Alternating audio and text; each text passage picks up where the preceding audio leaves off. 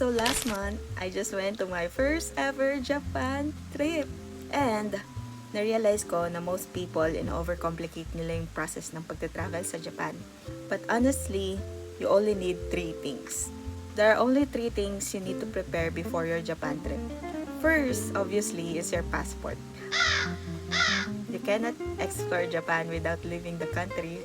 Second is visa. So this is the most nerve-wracking paper that you will ever read sa Japan trip na to.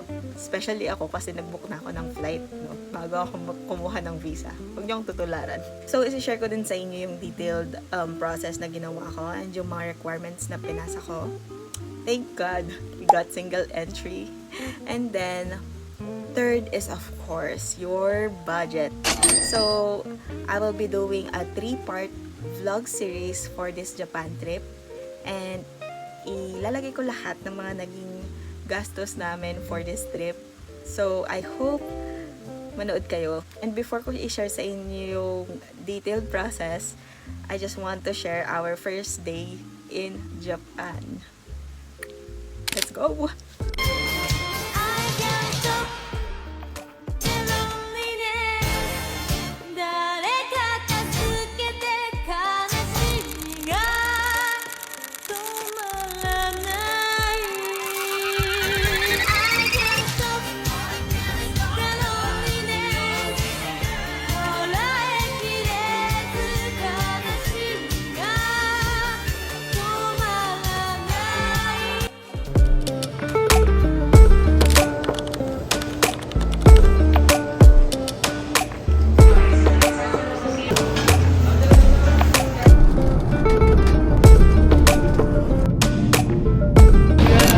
Officially in Nagoya. Let's go. First stop will be Flight of Dreams. So dito lang din siya sa may airport.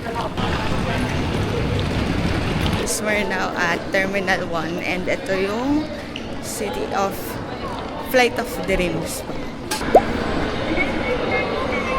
Bababa tayo guys. Free entrance to. So wala kang babayaran.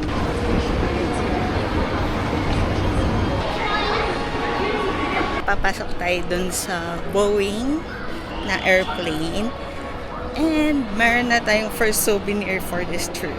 This is only for free. So, papapicture kayo dito sa may airplane. Tapos bibigyan nila kayo ng maliit na photo with calendar. So good! Free lang talaga. Papasok tayo tapos sa cockpit area lang siya.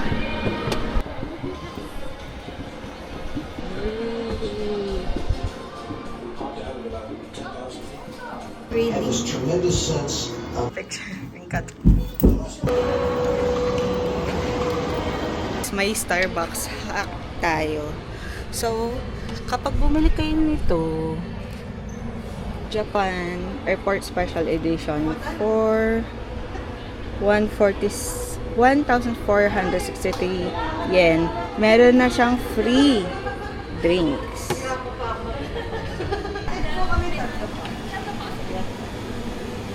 So guys, nagtatagalog sila dito sa Japan. Kamura na eh. Aliberia, engka ako. Beria, engka ako. Bearing kayo. So, pupunta kami Terminal 1 para kunin yung Wi-Fi. Packet Wi-Fi. Let's go.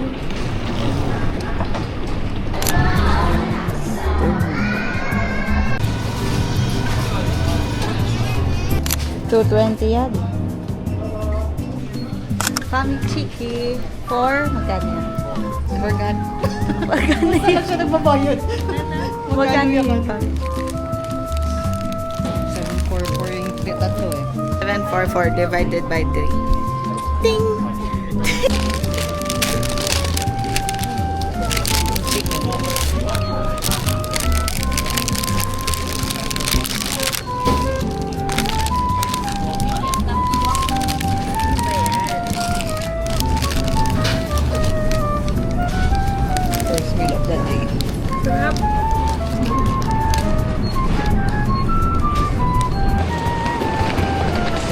bibili tayo ng IC card or ICOCA card para sa train.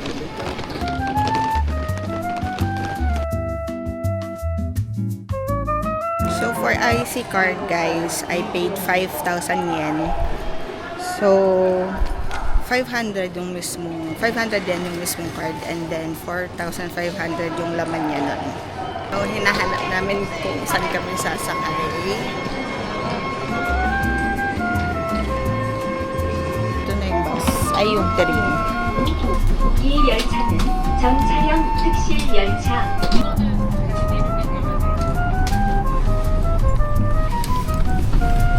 Ano yung train nito? Limited Express. Nagoya. So, we're on the way na sa aming Airbnb. And it's on 3. Already 2 p.m. And ready for check-in na kami doon, guys. Tapos pala, mayroong additional na 500 pesos. 500 yen dito sa train.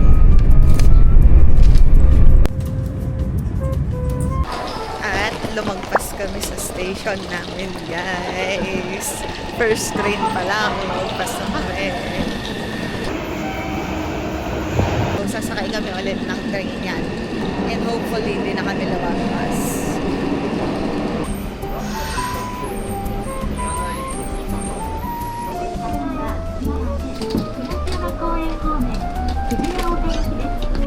Hi, guys. First meal here in Nagoya.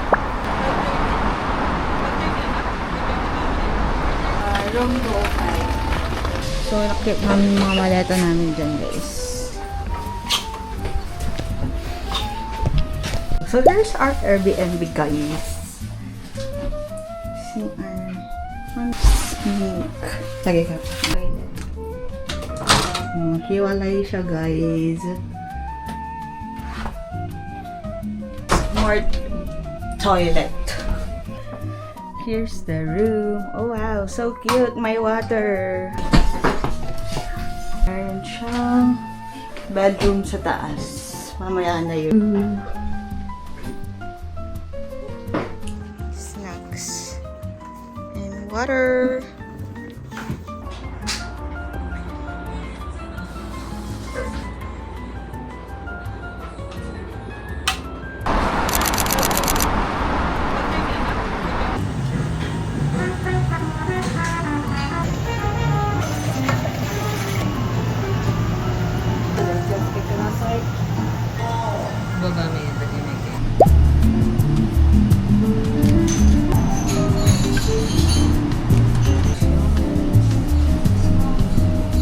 Thank you.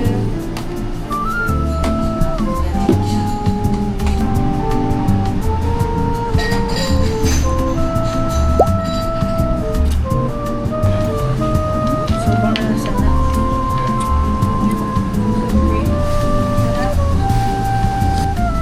Susaw-saw. So yum.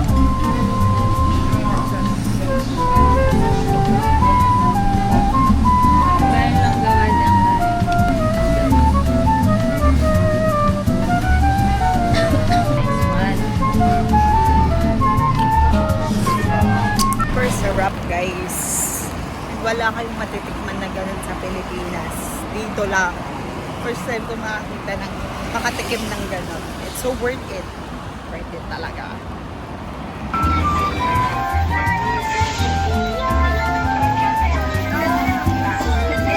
Hey, first day pa lang.